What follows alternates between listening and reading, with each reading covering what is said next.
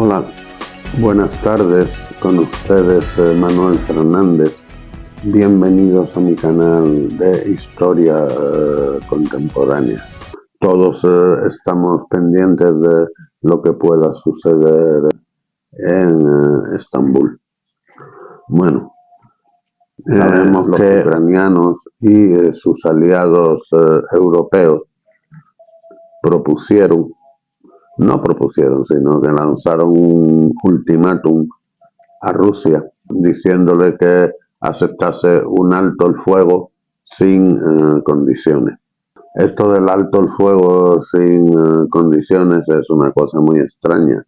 Es algo nuevo, hasta donde yo sé, en la historia de la guerra, de los conflictos bélicos, porque el que va ganando no lo necesita y el que va perdiendo no tiene medios para imponerlo. Debe de haber un tercer país más poderoso que los dos países enfrentados que imponga el alto el fuego. Un país o coalición de países u organismo internacional que en este caso brilla por su ausencia. La ONU no puede imponer nada porque Rusia forma parte del Consejo de Seguridad y puede vetar cualquier cosa. Y no hay ningún país más poderoso que Rusia que pueda obligarla a aceptar el alto el fuego. Entonces, este ultimátum también de la Unión Europea pues no parece serio, que amenazan con más sanciones. Imaginen un preso que está en la cárcel con 200 años de condena y le amenazan con aumentar su condena a 201. Pues no parece muy efectivo. La cantidad de sanciones que tiene Rusia es inimaginable. Dicen que le van a imponer sanciones secundarias, es decir, sanciones a los países que compran gas y petróleo de Rusia. Bueno, ¿qué quieren? Enfrentarse con China, tener una guerra comercial con China, ¿se lo pueden permitir? No creo. Putin ha contraatacado proponiendo exactamente lo contrario, es decir, abrir negociaciones de paz sin condiciones previas. Y estas conversaciones de paz las propone que sea en Estambul. Erdogan dice que él está encantado si puede contribuir al final de la guerra entre Rusia y Ucrania. La elección de Estambul no es casual. Putin indica su deseo de retomar las negociaciones de paz en el punto preciso en el que se interrumpieron al principio de la guerra, en la primavera del año 2022. Y Trump, que es bastante imprevisible, ahora dice que es muy esperanzadora esta iniciativa de Putin y que Zelensky tiene que ir, o que Ucrania tiene que ir, sí o sí, a Estambul el jueves y entablar negociaciones directas con Rusia. Zelensky ha dicho que allí estará en Estambul y que espera que Putin también esté. Entonces la confusión ha crecido porque Putin no había dicho en ningún momento que él iba a ir personalmente y que quería encontrarse con Zelensky. Así no es como funciona una negociación seria. En primer lugar, empiezan a hablar delegaciones de ambas partes y después, cuando se está cerca de firmar lo que sea, entonces es cuando intervienen los jefes de Estado o de gobierno. Y Trump ha dicho que está muy ocupado estos días, pero que si su agenda se lo permite, igual también va a Estambul. Bueno, y la oficina de Putin ha dicho que Putin no tiene pensado ir, piensa mandar a su ministro de Exteriores, Lavrov. Pero que si Trump viniese, que tampoco lo ha confirmado, y hubiese un acuerdo entre las dos presidencias, pues que podría ir, en fin. Yo no sé lo que va a pasar mañana. Seguramente ustedes cuando vean este vídeo ya estarán mejor informados que yo.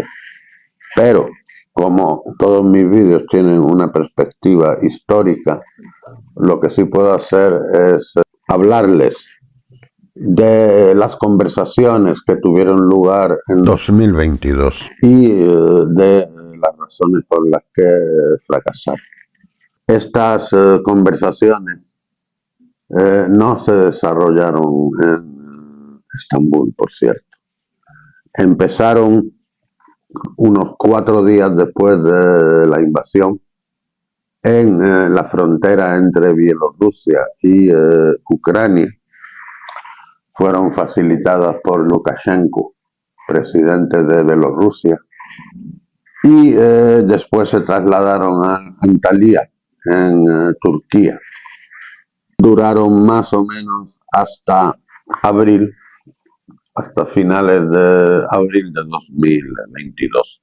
En mayo ya Putin declaró que el proceso no podía progresar y que las daba por fracasadas las negociaciones. Se han dicho muchas cosas sobre las negociaciones, pero vamos a fijarnos en las declaraciones que se hicieron mientras todavía estaban en curso.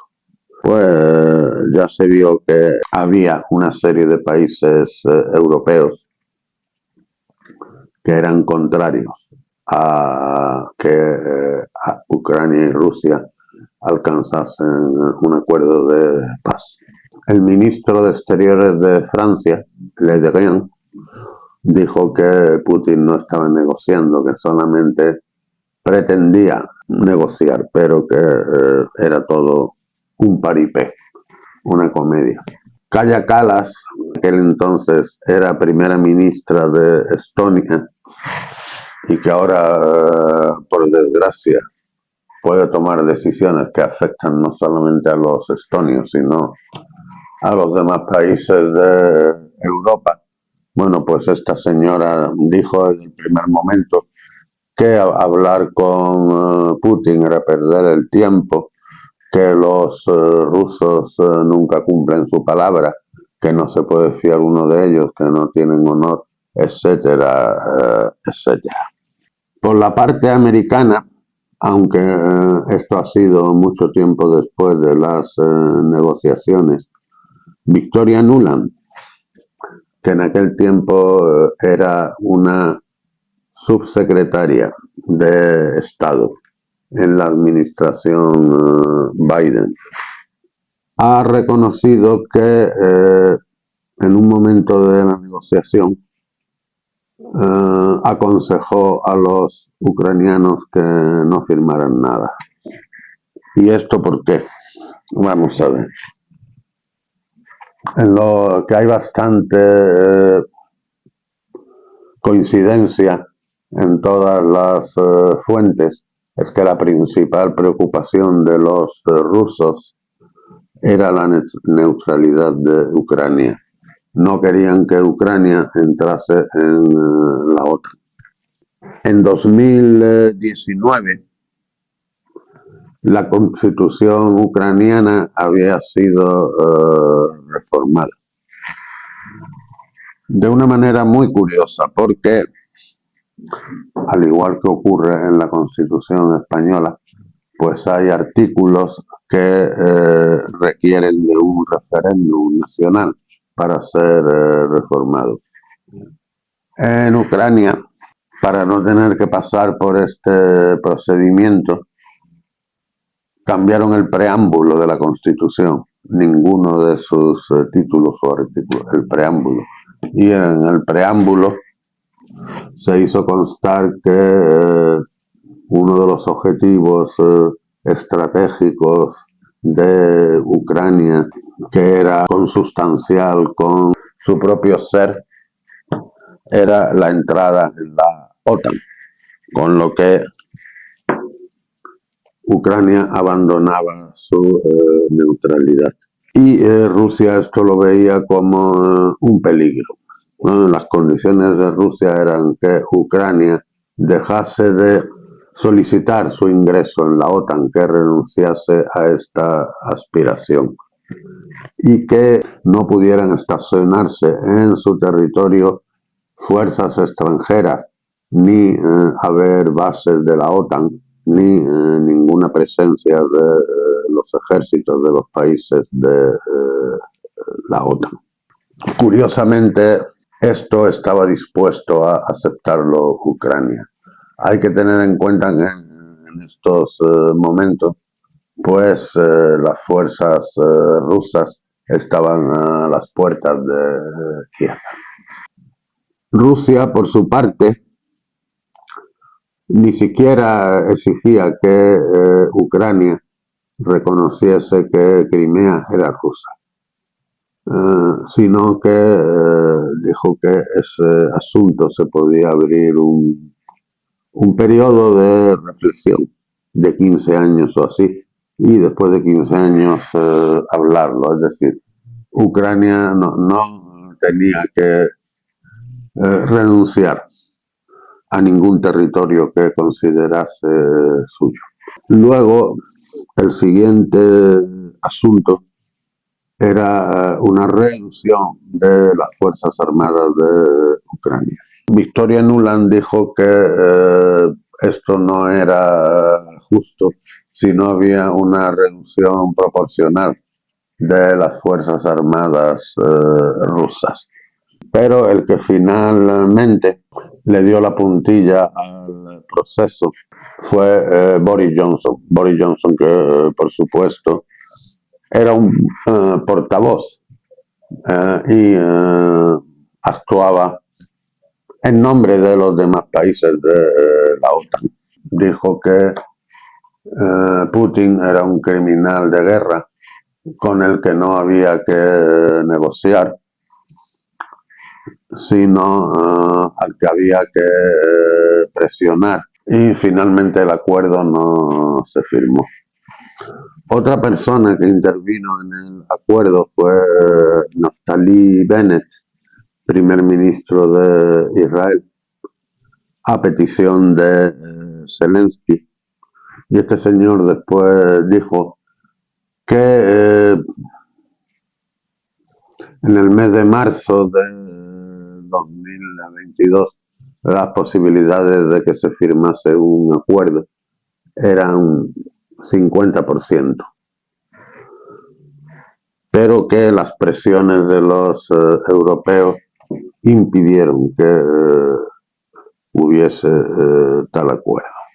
También, a medida que ocurría el tiempo y Zelensky veía que estaba todavía vivo, había sobrevivido al primer ataque de los rusos y que los aliados europeos y los Estados Unidos le mandaban más y más ayuda militar, pues se sentía más seguro de sí mismo y menos propenso a firmar la paz. Otra cosa que sigue sin explicar que ocurrió durante las conversaciones fue que uno de los representantes ucranianos, Kireyev, fue asesinado. Fue asesinado no en Turquía, sino en Kiev, por el agentes del Servicio de Seguridad ucraniano, el SBU. Ocurre que Ucrania tiene dos servicios de seguridad, el SBU y el GRU. El GRU depende de las Fuerzas Armadas, el SBU pues de la autoridad del Ministerio del Interior. y el GRU es el más reciente y se montó porque se creía que el SBU estaba infiltrado por los rusos. El caso es que Kireyev era agente del GRU y fue asesinado por el SBU al más puro estilo Calvo Sotelo. Es decir, lo obligaron a subir a una camioneta, le dispararon en la camioneta y arrojaron su cuerpo a la calle en Kiev. Budanov, el jefe del GRU, ha reconocido después que Kireyev era uno de los suyos y ha dicho, sin dar mayores precisiones, que lo mató gente que no deseaba la victoria de Ucrania. Bueno, pues, ¿qué fue esto? Fue falta de coordinación entre los dos servicios, el SBU y el GRU, o fue un ajuste de cuentas entre los servicios, o no lo sé. Aquí hay tema para una novela de John Le Carré. En resumidas cuentas, podemos decir que la paz no se firmó en febrero, marzo, abril de 2022, principalmente porque los aliados de Ucrania, europeos y americanos, presionaron para que no hiciese concesiones y continuara combatiendo. Y en aquel momento la concesión esencial era la neutralidad de Ucrania, renunciar a la OTAN. Todo lo demás, según uno de los ucranianos que participaron en las negociaciones, todo lo demás era bla, bla, bla. Hacer una ley que protegiera la lengua rusa, declarar la lengua rusa segunda lengua oficial de Ucrania, hacer una ley contra las organizaciones políticas filonazis extremistas en Ucrania, cosas que se podían haber hablado, se podían haber arreglado. Ni siquiera Ucrania habría tenido que renunciar a una parte de su territorio, al menos de forma formal. Pero la guerra lleva ya 3 años en desarrollo y no parece que Ucrania vaya a tener una oportunidad de obtener la paz a un precio tan moderado como el que se le ofreció entonces. Por otra parte, bueno, hemos visto que los franceses acusaron a Putin de que solamente quería aparentar que deseaba la paz, sin desearla en serio. Pero el mismo Budanov, jefe del GRU, dijo que él envió a su agente Gureyev con la delegación ucraniana que debía negociar con los rusos, con el objeto de que ganase tiempo, de que alargase las conversaciones lo más posible para que Ucrania tuviese tiempo de reorganizarse para continuar la guerra. Eso es lo que dice. Y por cierto, que a Gureyev, que está claro que fue asesinado por agentes de seguridad ucranianos en el centro de Kiev, le ha concedido una medalla a título póstumo. Y si le preguntan por él, defiende y dice que siempre defenderá su memoria. Incluso ha dicho que su colaboración fue esencial para hacer fracasar el asalto de los paracaidistas rusos al aeropuerto de Kiev en los primeros días de la guerra. Entonces, a día de hoy todavía los objetivos de las partes difieren.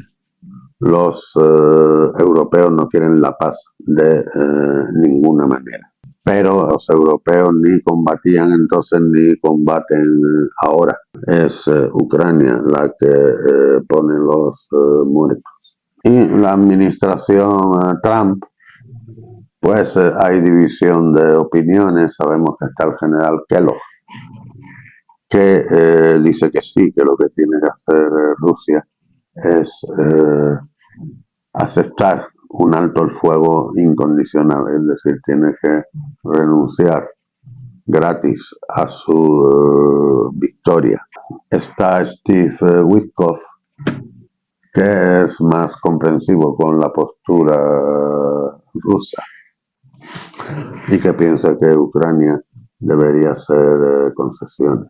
Está Zelensky, que sabe que tiene la guerra perdida, pero él lo que quiere es el alto el fuego incondicional, un tiempo para reponerse, pero que no puede permitirse un enfrentamiento directo con Trump. Entonces intenta aparentar que sigue las indicaciones de Trump, pero en realidad no le apetece negociar. Y Putin, que en realidad no gana nada negociando, porque la continuación de las operaciones militares en cuestión de meses le permitirá alcanzar todos sus objetivos. Entonces yo no sé lo que pasará mañana. Me gustaría que hubiese algún tipo de diálogo y que las hostilidades cesasen, se detuviesen. Esto es todo. Muchas gracias. Si les ha gustado el vídeo, pues denle al botón me gusta. Y si les apetece suscribirse, a mí también me apetece que se suscriban. Adiós.